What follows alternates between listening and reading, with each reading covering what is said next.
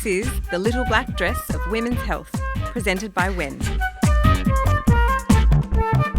Hi, and I would like to welcome Barb to The Little Black Dress of Women's Health. And I really love to get people to introduce themselves because I think that they know more about themselves than I do anyway. The only problem with this is sometimes you talk yourself down. So I'd like you to give us a real explanation of who you are. I'm Barb, as you just said. I've been working in sexual health for must be just over 20 years now. In Tassie for 20 years, and prior to that in Outback, New South Wales for about 3. So I started in sexual health when I was in my mid-20s, really. So, seen a lot of changes and seen a lot of things over that time. Actually, my husband dropped me in a bunch of flowers, sent me a bunch of flowers when I'd been at Tassie Sexual Health. And this is probably oversharing, but... and he said, congratulations on 10 years. That's a whole lot of dick. It's really bad, but really funny. Anyway, I've seen a lot of vulvas. I've seen a lot of penises, a lot of genitals. Quite comfortable in that space after a lot of years. So, essentially I deal with everything to do with sexual health. So STIs, any painful sex syndromes, erectile dysfunctions, anorgasmia, vulval pain syndromes, weird vaginal discharges, weird anatomy or weird questions about anatomy, or not even weird questions about anatomy, just anatomy questions, and spend a lot of time normalising the normal and just reassuring people because they're not getting, obviously, education when they need it. And we know that the school system is still not so good and doesn't really target what we need moving forward into our sexual lives. So, I've literally spent more than 2 decades talking to people about their sex lives. And I suppose we should say you're a nurse.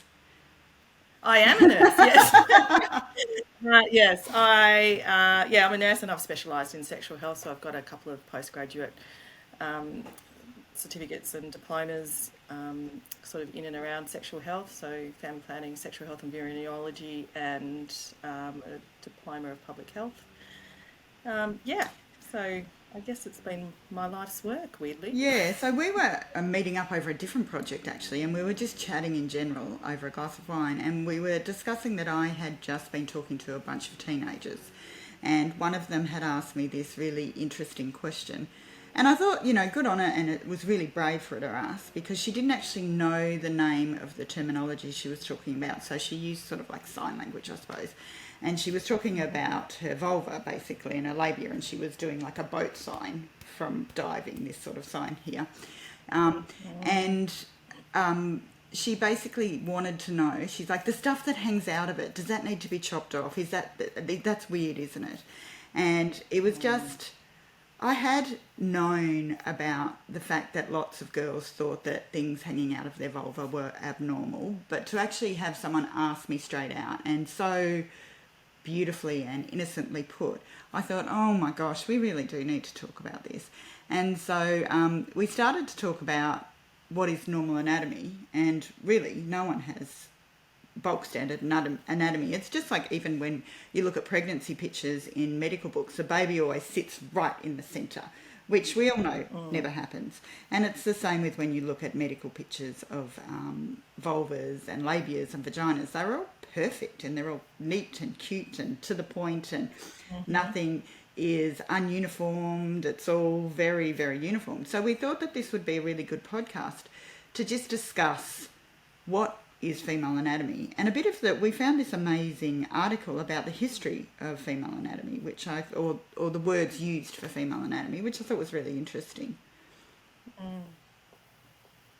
It sort of, I guess, it really almost explains how we've come to where we're at in terms of, I feel like we're shifting it though, and things like this shifted. Like people are talking more about it, but there's definitely a lag and into that history.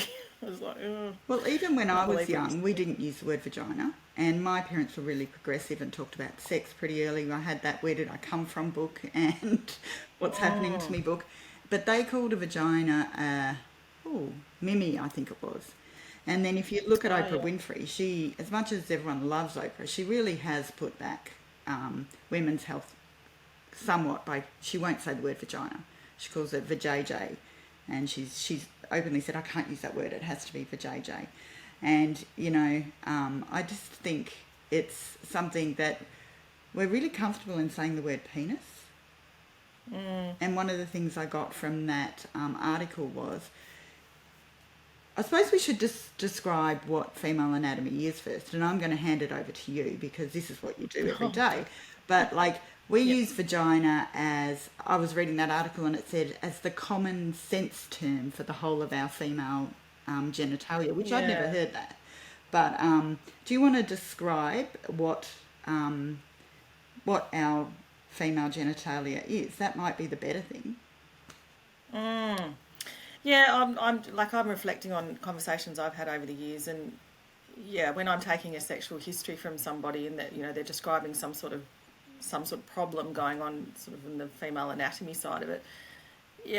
Vulva is not a common word that is used. It's usually vagina, and then I have to sort of pick apart, well, is it inside or is it outside? And so that's how we start. So it's outside. So is it on the labial skin, like on the skin on the outside? And so people still refer to it as a whole of a vagina, and I pick it apart. So essentially you've got obviously the outside bits, so labia majora, which is like the puffy sort of fatty tissue on the outside where the hair grows, and then the labia minora, which is the inner bit, that the flappy bits that people prefer not to have based on what they consider to be, you know, proper anatomy.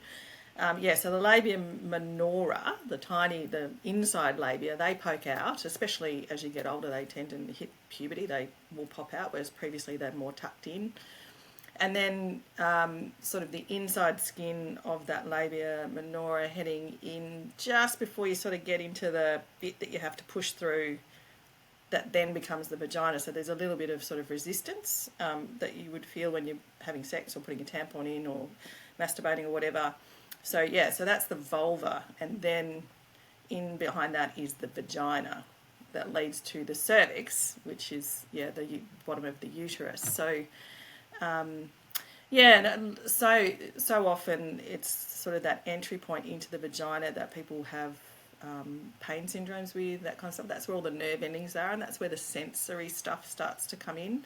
So the pleasure or the pain often, or sometimes. And even I've had girls so many times over the years, young girls come in and they're really concerned. Oh my God, I found this lump. I don't know what, it's really big. I found this lump. Oh, can you describe where that is? And they've literally just discovered their cervix. So we sort of piece that together and go, okay, so where did you feel it? And so then I do an examination and go, what you're feeling, there's nothing abnormal. What you're feeling is actually your cervix. And we explain normal anatomy, and so it's sort of so much lack of information. Yeah, it was really interesting at the Golden Globes this year. Gillian Anderson wore a beautiful white dress, but if you looked at it closely, it was embroidered with vulvas, but the media still called it the vagina dress. And I think that that's something that we need to...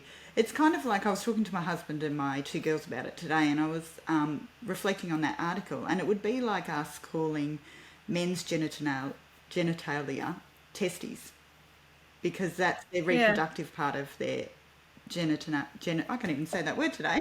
Great day to do a podcast when I can't say the main word. So it'd be like me saying your testes, or instead of, because if you think about the vagina, it's the entry to your reproductive system. And it also doesn't have a great amount of nerve endings in it for a really good reason, because women would only ever have one baby if they could feel the baby going through the vagina, where all the stuff that we don't actually label or talk about is the bit that is women's sex organs, really, and gives them pleasure. So I think that that's something that we need to be really aware of, and maybe change the dialogue around that. Yeah, well, on the flip side, penises have lots of nicknames as well, so that, So I think, but it's just that lack of understanding, like to have that background understanding, and then just become, you can still call it a vajayjay or your pussy or whatever you want to call it. But I feel like the knowledge that is behind that is, that's what needs to shift. Yeah, like how it works and what it's for. Yeah. Yeah, I have had to be on social media a bit at the moment for when and it's quite a rabbit hole once you get on it, especially TikTok. Oh God. And I do Yeah. find there are ridiculous amounts of experts, or what they call themselves as experts, giving information about vaginal health or down there health. They always call it down there. And I was watching a girl the other day who has like 2 million followers. And she was saying, best tip ever for down there, get a bar of Dub soap, grate it, and then put it inside yourself. It will clean it perfectly. And it was just like, oh my gosh, I thought that we had gone past that stage, that we think that we have to clean our vagina. And this woman is giving advice to young girls who have no idea that that is really, really poor advice. It's like the increase in feminine hygiene fluids and products to clean your vagina. Look, I don't know why we think our vaginas are so dirty. They can get infected and they can smell, but it's a really distinct difference in the smell. Like your vagina is supposed to have a smell, isn't it? Yeah, yeah, it has an odor for sure. It shouldn't be strong. Like when it's strong and sort of you feel like the whole world can smell you, then there's usually a microbiome imbalance of sorts, whether that be from an STI or just a sort of the imbalance that happens often from having sex actually. But overwashing, that is absolutely a question I ask when someone comes in, boys and girls. So yeah, if they've got some sort of odor, some sort of recurrent skin issue, it's like, okay, what's your genital hygiene? What do? Do you just use water, or do you use body wash? Do you use a product? And yeah, so commonly people are still overwashing, and the feminine hygiene products as they're marketed are just, yeah. And there's more coming out. Like I see it on social media, people starting businesses creating, some amazing product that helps them feel more fresh after they've had babies and all this. It's like, oh God, yeah. It's interesting because that industry is not regulated. So they can actually No. put anything they want in it. And a lot of the times it's alcohol, which is going to dry out the mucous membrane, which is the wet part of your labia and your vagina. And you don't want to do that ever. So it's really a bit exploitive, I think, that we're telling Yeah, it women. totally is. Yeah, and it's I think it's actually on track to become one of the most profitable, um, one of the words on the increase. I forget what the word is, but with the anyway, there's a whole, you can look it up on the internet, and it will tell you that it's actually the whole, it's just going I up. did see that it's doubled its net Yeah. profit in the last 2 years, which is really, really That's what I was trying. unhealthy and Oh, it's not terrible. okay. Like there are things that are designed for vaginas. Like if you're having estrogen problems, so say you're going through menopause or you're breastfeeding and your estrogen levels are low, what it can happen is that your mucous membrane, so that soft wet tissue, dries out and it becomes a bit smaller and it can become quite painful to have sex. And so you can get estrogen creams, which are perfectly fine to put in, especially, but you really need to go and see a doctor around this, or a sexual health nurse, to make sure you're using the Yeah, right yeah, cream. And I think it's actually prescribed. But yeah. they're really valid things to put in your vagina. But these commercial ointments and sprays and douches are not necessary and are probably doing more damage than needed. Yeah, they're actually carcinogenic too over time. So we've got, the mucous membranes are quite absorptive. So, yeah, and these things are known carcinogens over time. So we've got a mucosal surface that absorbs stuff, and you're putting often, well, they all are carcinogenic over time, potentially. Yeah. So they're just bad. There's just no need to wash that area other than with water. And then I was talking about it with a gynecologist actually. She says sometimes she gets people who go the polar opposite. So they'll be washing their body and a little bit, when you wash your body, soap runs down your body. She gets really panicky. Women coming in, oh my goodness, a tiny bit of soap got on my vagina. So we've got to, make it clear that, your pubic hair needs to be washed. You can wash your pubic hair. You just don't put stuff on the inside because, your pubic hair is there to catch things.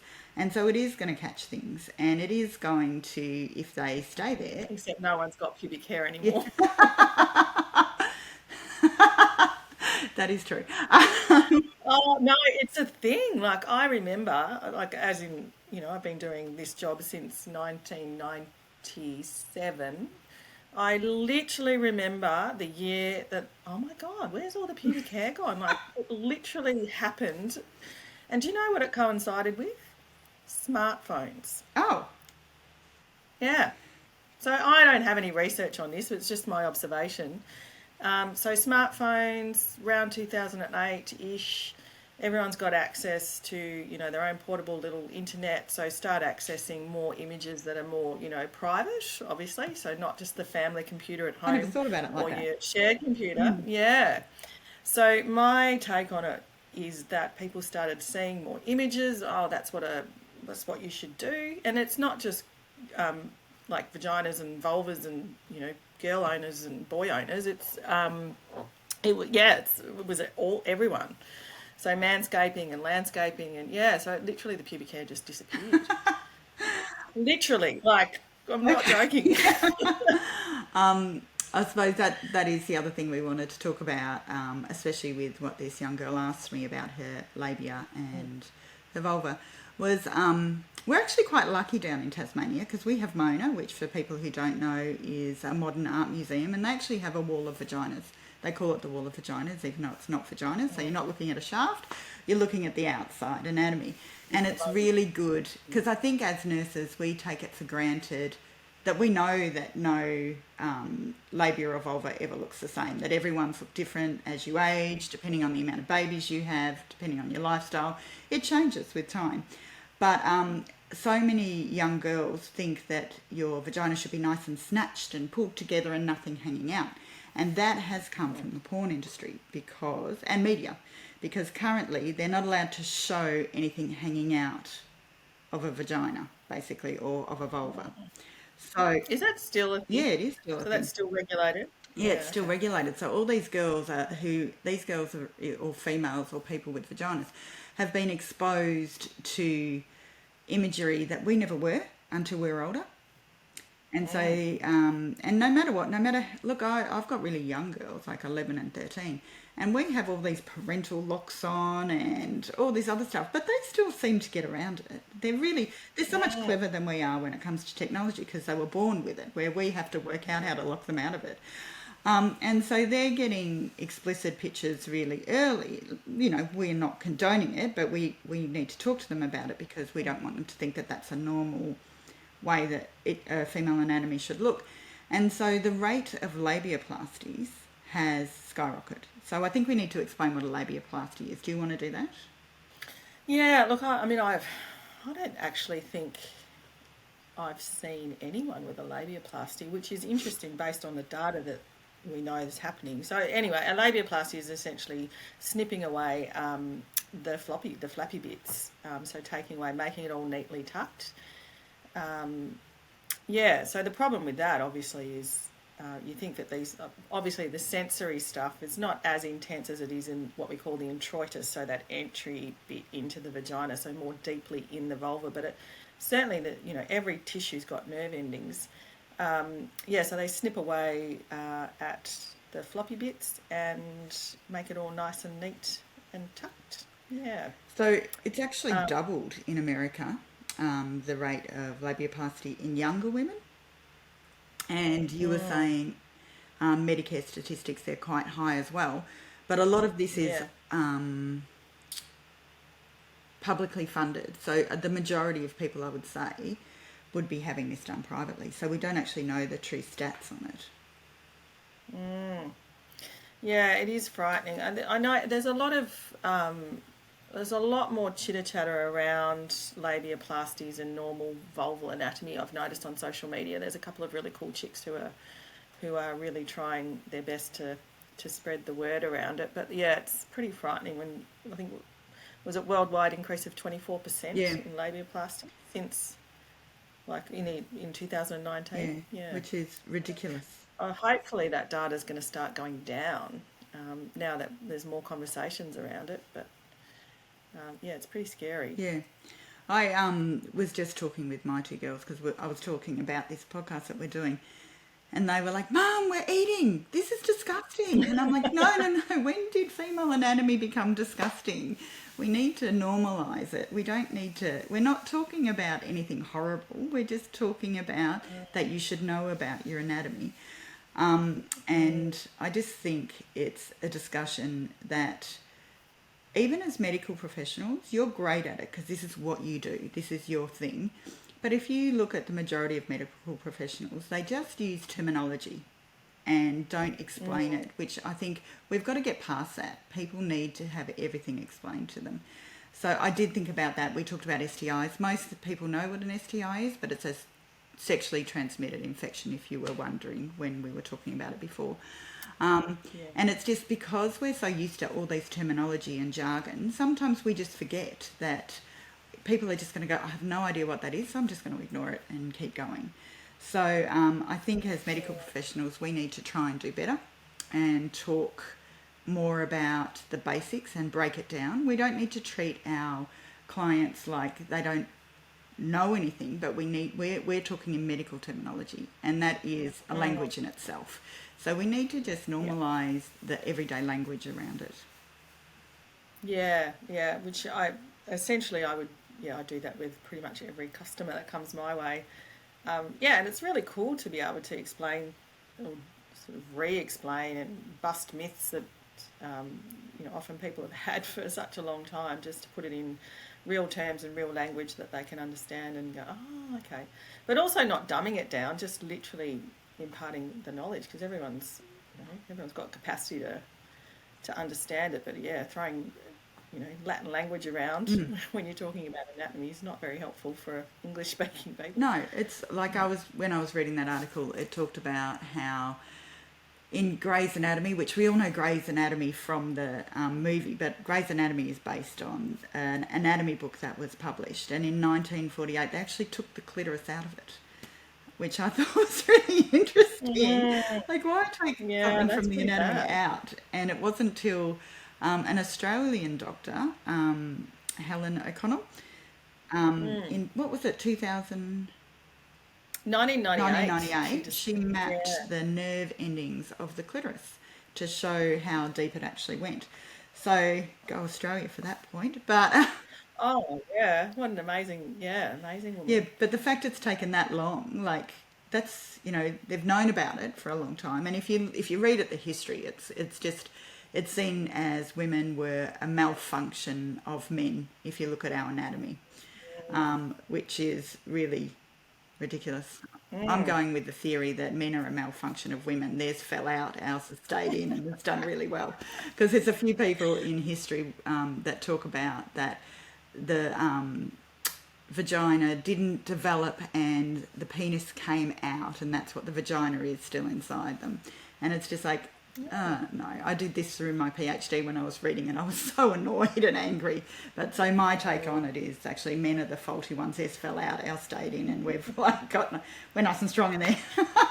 Oh, no. Well, what's really fascinating about Catherine O'Connor's Helen discovery is that, so when you actually look at the structure of the clitoris, the whole structure of the clitoris, it's almost identical to the structure of the penile erectile tissue as well.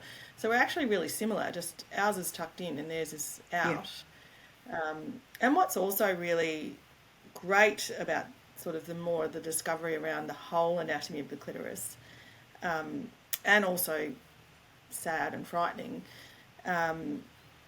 So we know that the clitoris literally sort of spongy tissue right up, and there's got nerve endings that shoot off all over the place. And so women who've had hysterectomies over the years, they're 3 times less likely to be able to orgasm after a hysterectomy. This is based on some research. I did not know that. And what they now know is that a hysterectomy has actually interfered with the nerve endings of the clitoris, the whole structure of the clitoris. So surgeons were literally operating blindly in and around that space without having an awareness that there's nerve structures, and it's important for female pleasure. And so when you do a prostatectomy, and you're sort of being as careful as you possibly can be to be nerve sparing, so erectile function remains and pleasure remains. It was literally a blind operation, we now know, because of her just sort of mapping of the clitoris.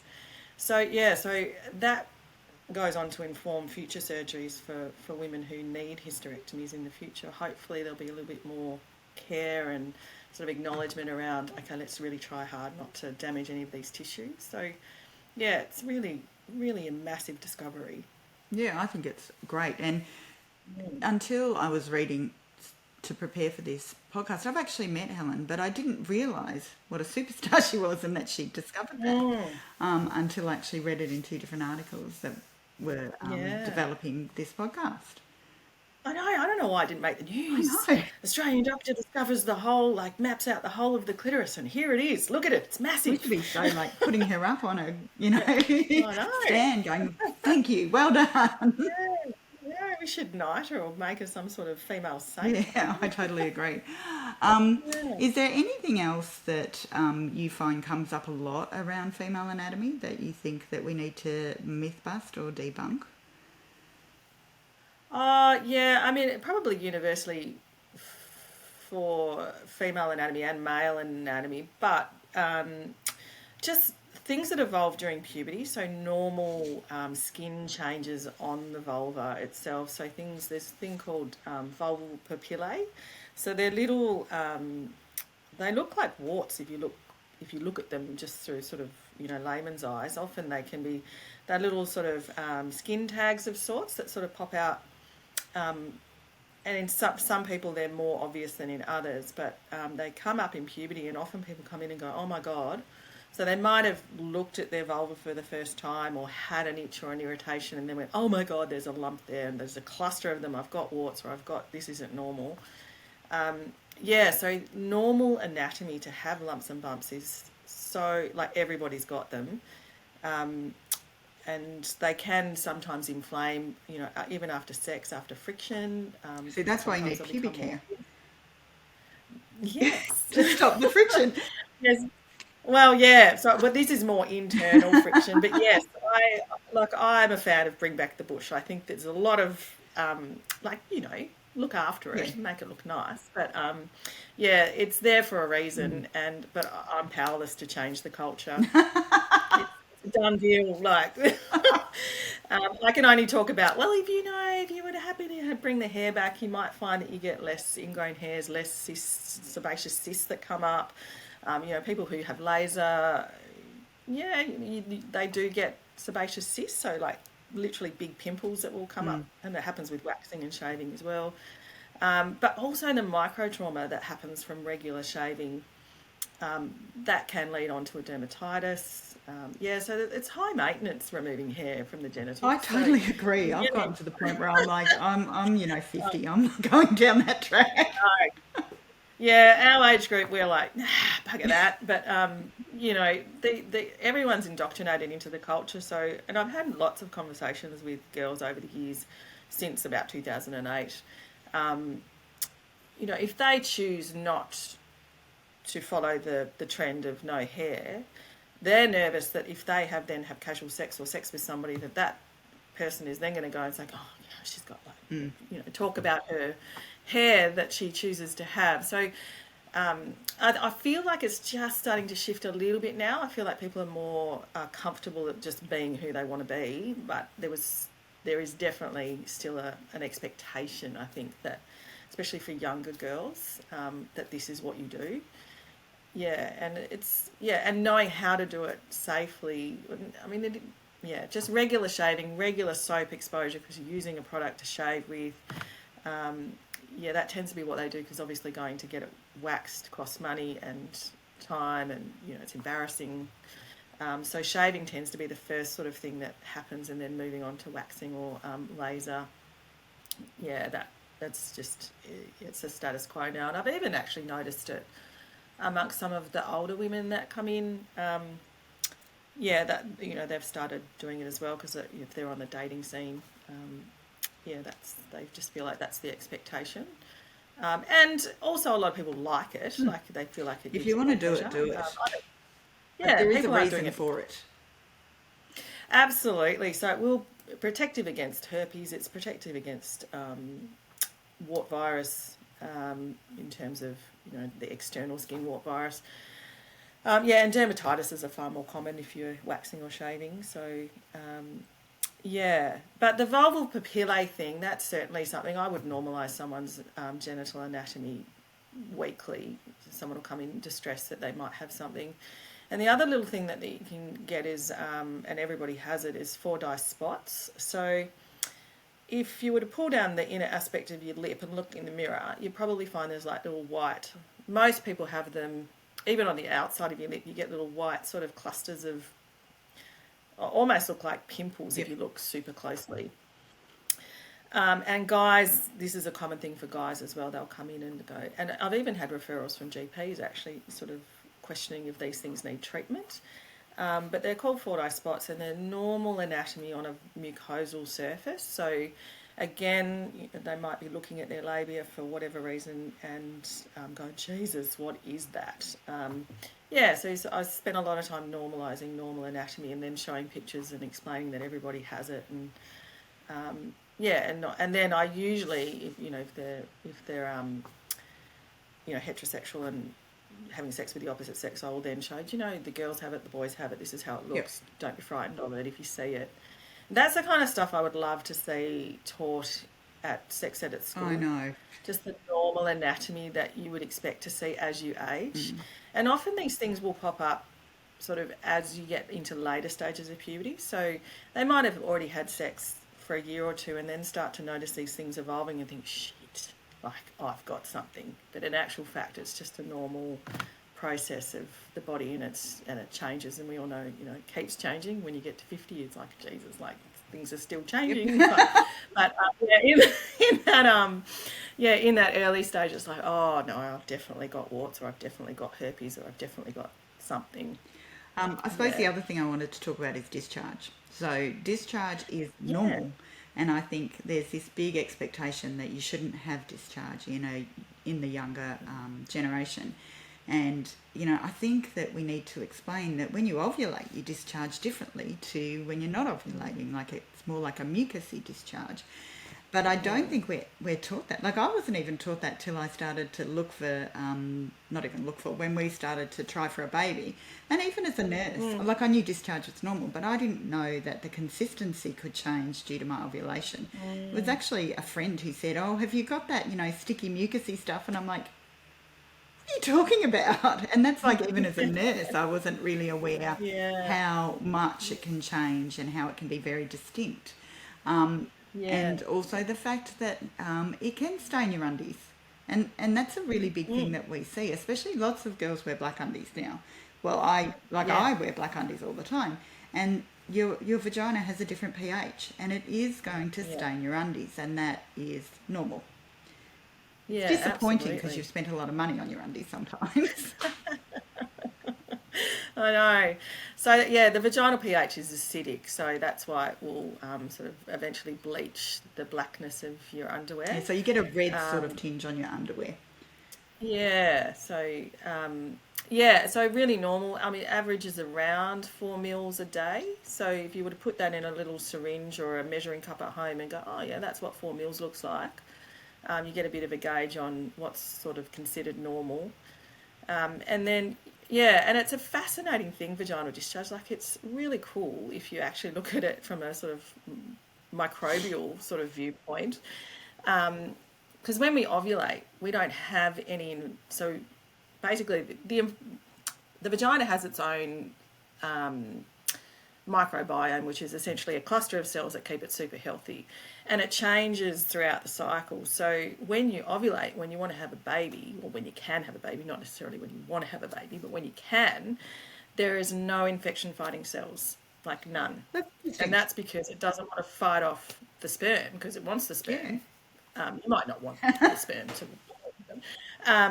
so that, and it changes in that way. And then as you get sort of closer to, either side of your period, you have more white cells, so more infection fighting cells to keep it healthy and to fight off all the, the ones that you don't want. So it changes, and it's just got its own special balance, which is why we shouldn't be putting anything else in there, because it sort of upsets that balance. Yeah, so when you ovulate, you get that sort of egg white looking. That's it. That was a better description than what I did. Yeah, and when you... And when I'm looking at I can look at a cervix. If I've got a speculum in somebody, I'll go, oh yeah, they're ovulating, because you can tell, because the little cervix is slightly open and there's this egg whitey discharge just ready to.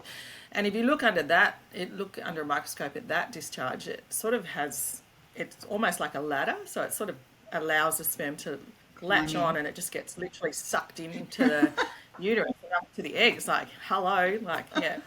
So yeah, it's all for a purpose, and it's a really good way to sort of know when you're fertile and when you're not fertile. If you sort of start to really engage with that process. Because you do hear like your vagina is self-cleaning. So I don't know whether I would say it's self-cleaning. I would say it's self-protective. Would that be a better way to describe it? Yeah. 'Cause the vision of self-cleaning is that it just evacuates stuff out of your vagina, really. True. Yeah.